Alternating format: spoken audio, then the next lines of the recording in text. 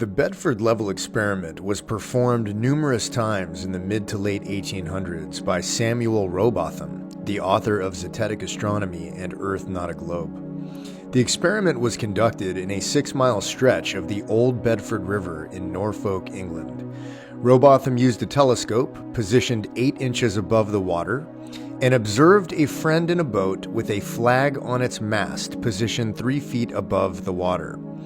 If accepted calculations of supposed Earth curvature were correct, at a distance of 5 miles, there would be a measurable drop of 16 feet due to the Earth's curvature, and the flag would not be visible. Keep something in mind before we continue. If a person is smart, people are dumb, panicky, dangerous animals, and you know it.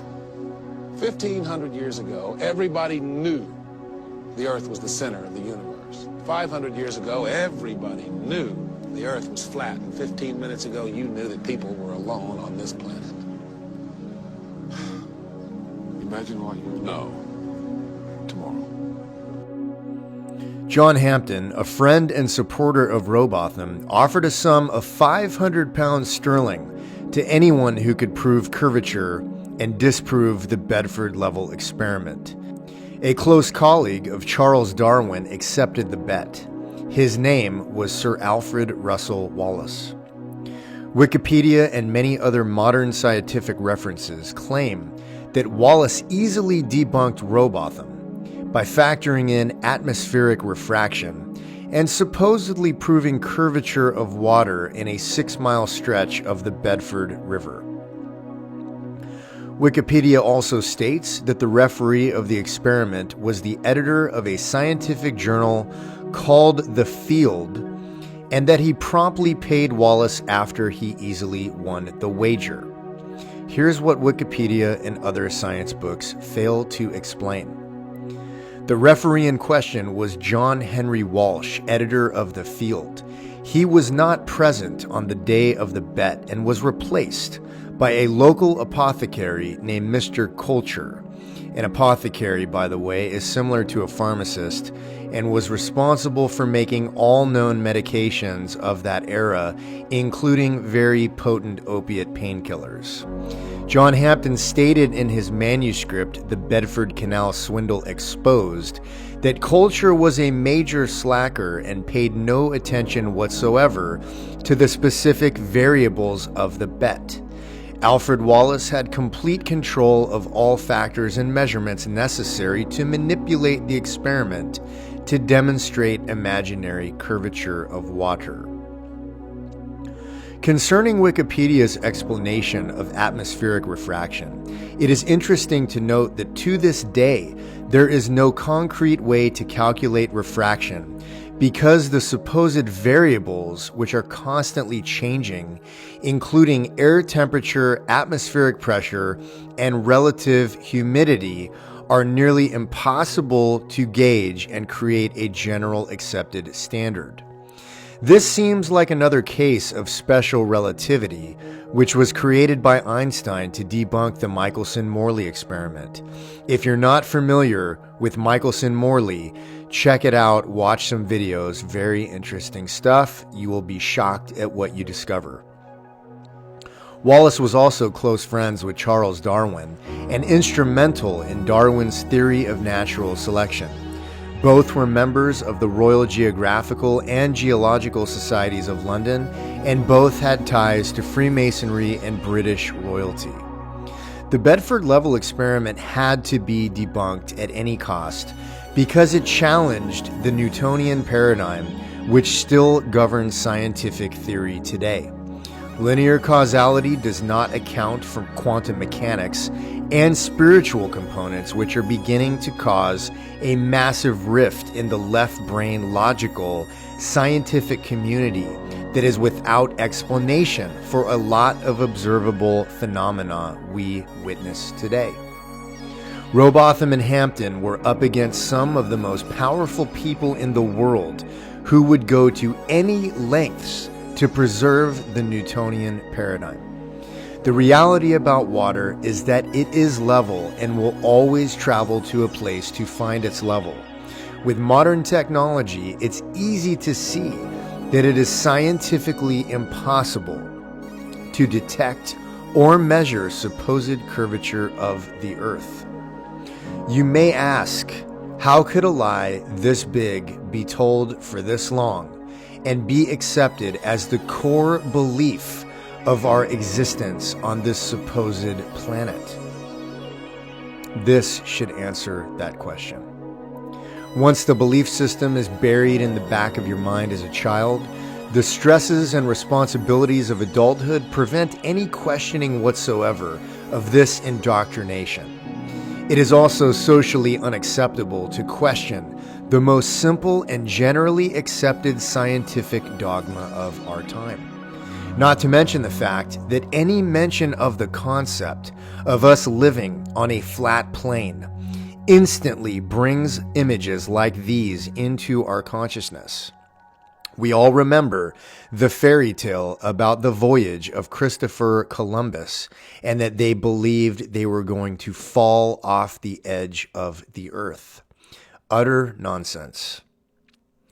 Imagine what would happen if humanity realized that they were at the center of the universe, which was created by intelligent design, protected by a firmament, and we were not hurtling through space on an imaginary spinning ball.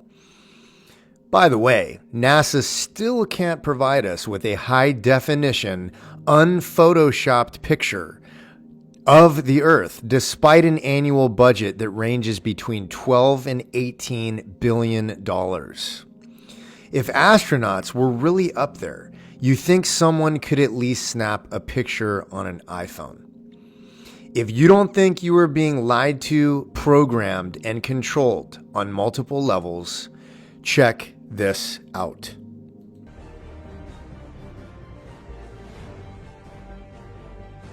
It's proof right there. This is an official NASA photo of the first Apollo 11 lunar module landing on the moon. I mean, it's right there. This is proof, man. It's the picture's right there. It's landing on the moon. But the only problem I have with this picture is that it's taken from the moon. I don't know what the big deal was with being the first guy on the moon. It seems the camera crew was already there. Hey, all right. Do you see Photoshop? Yes. Yeah. Okay. And if those of you who think this technical difficulty was planned and think I'm scamming you, go do it for yourself. I'm going to zoom in on the Earth in Photoshop. You see the Earth? Yep. Okay. I'm going to go to Image, Adjust, Levels, and I'm going to bring the levels over here. And I'm going to bring the levels up. Uh-oh. What is that? Oh, wow. Yeah, wow. Why is there a square box around the Earth allegedly taken from the scientists on the moon in Apollo 17? Then you got other pictures like this, the blue marble, right, that come out. Okay, well, there's a big problem with the blue marble, and I'm going to zoom in here and show you what the problem is.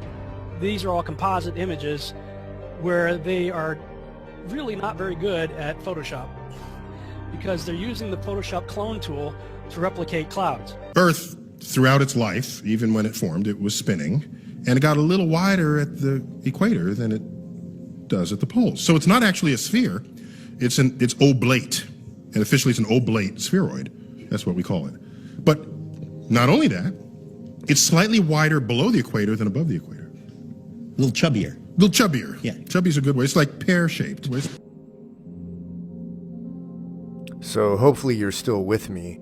If we were living on a spinning ball that was spinning at the equator at a speed above 1,000 miles an hour, it would be impossible for water to remain on this ball. There is no situation in nature where physics can prove to us that gravity will hold water around a ball like they claim it does.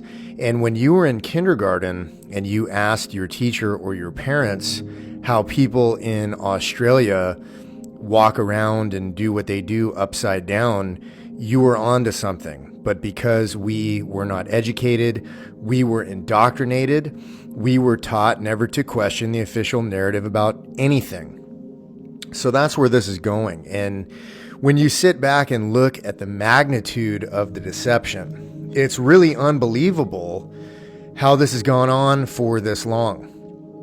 And when I first saw these YouTube videos about flat Earth, I wouldn't even click on them because I thought they were ridiculous.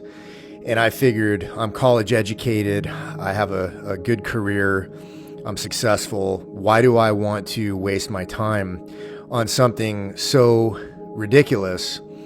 I would prefer to watch something different. So finally I gave in and I was hooked. And like 100 other guys I've heard on YouTube, I originally started my quest trying to disprove such a ridiculous theory. And after failing over and over and over, everything started to add up.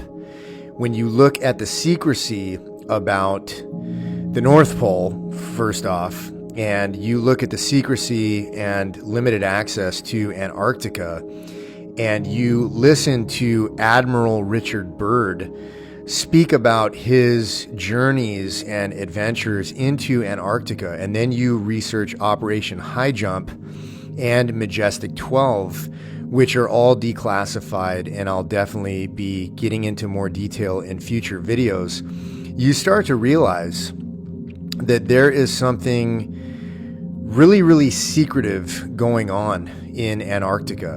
And you look at the pictures of the gigantic ice wall, and you start to realize that this ice wall basically encompasses the entire plane we live on. So this gets crazy when you start going this far down the rabbit hole, and then you say, how could my entire reality have been fabricated? And human beings are innocent by nature and very open to programming and suggestion. And we have some puppet masters pulling the strings in this reality that are highly skilled, highly intelligent, and very well funded. And their goal is to keep you spinning on this imaginary ball so everything in your life spins out of control, and you barely have enough time to put together one critical thought in your head with the hundreds of distractions, whether it be entertainment or social media or the stresses of daily life, bills and kids and jobs and bosses and traffic and vehicles that break down and mortgages to pay and all of this kind of stuff. So we're being assaulted on so many different levels that it's very obvious at this point that there's some type of massive awakening going on. Because if you would have told me 6 months ago that I would be investigating these type of topics on a YouTube channel, I would have told you you were crazy. And, you know, at the end of the day, it doesn't matter what other people think about you. There's a really good meme. It says, I used to care what other people thought about me until I tried paying my bills with their opinions. And the reality is you're not going to pay your bills with anybody's opinions but your own. So, and it's also fascinating too that the haters just come out in droves when you start making videos like this, man. People hate this stuff because it either makes them feel really insecure that their fabricated reality is starting to crumble like a house of cards, or they really wish they were flying through space on a spinning ball, circling a gigantic ball of fire, hurtling through infinite space, and that they were created when nothing exploded to create everything, which is the Big Bang Theory, that all of this came from absolutely nothing that exploded, which is just nonsense. So, it's pretty obvious I believe in intelligent design. It's pretty obvious I believe we are not moving at all and everything is circling around us. So if you are on the same page, or you don't even have to be on the page, but I'm going to tell you what, do some research and open your mind, because there's an awakening going on, and this is what will push you off the edge and really get you to change your perspective on everything, because we are talking about a complete and total fabrication of reality that you've been indoctrinated into. We've all been indoctrinated into it. So till next time, God bless, and would love to hear your feedback.